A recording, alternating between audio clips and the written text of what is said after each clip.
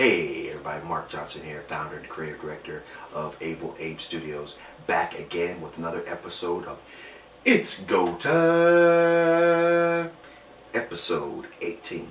In today's episode, I talk to you about how to reset when things get personal.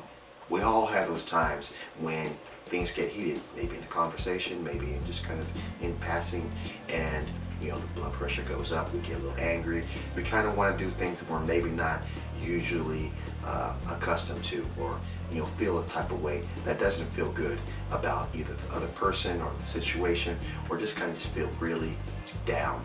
And feeling down is not necessarily where we want to be, so we want to be able to handle these tough situations. So in today's episode, I give you my top 5 ways to kind of help you reset when things get personal. But understand this is a process, and it's kind of a way to kind of get back so that we can kind of get back that good feeling. The first step in the process is just take a minute to get calm, to get chill, to get your blood pressure back to the normal level, so that you're not thinking irrationally or going to actually do something irrational.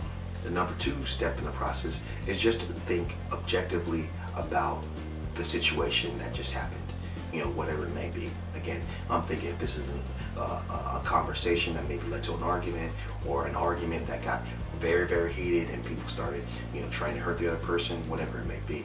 You just want to think objectively, so that you can kind of step back again, and realize maybe where you were wrong and maybe where they were wrong, but not necessarily putting any fault on each other, just kind of looking at it from as if you were someone that wasn't even involved in the situation at all. If possible, step number 3, you want to be able to recreate the same situation and think of ways that you could have done it differently, or said something differently, or reacted differently, so that you can kind of see the options that you have available.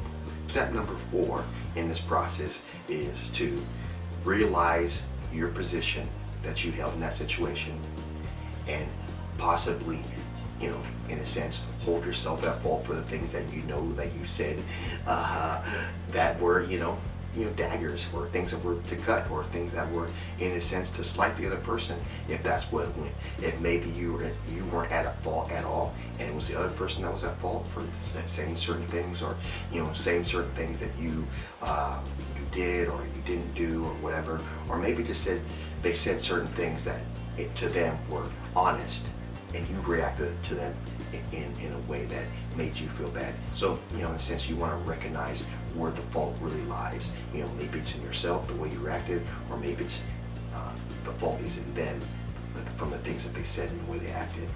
So the 5th and final step in how to reset when things get personal is you want to be able to find some common ground with this person after the situation has already happened.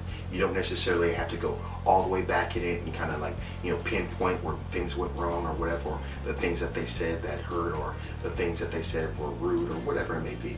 You just kind of want to be able to find some peace with that person. Maybe it's an apology, maybe it's just agreeing to disagree, whatever it may be. You want to be able to find that common ground. Those are my top 5 ways on how to reset when things get personal.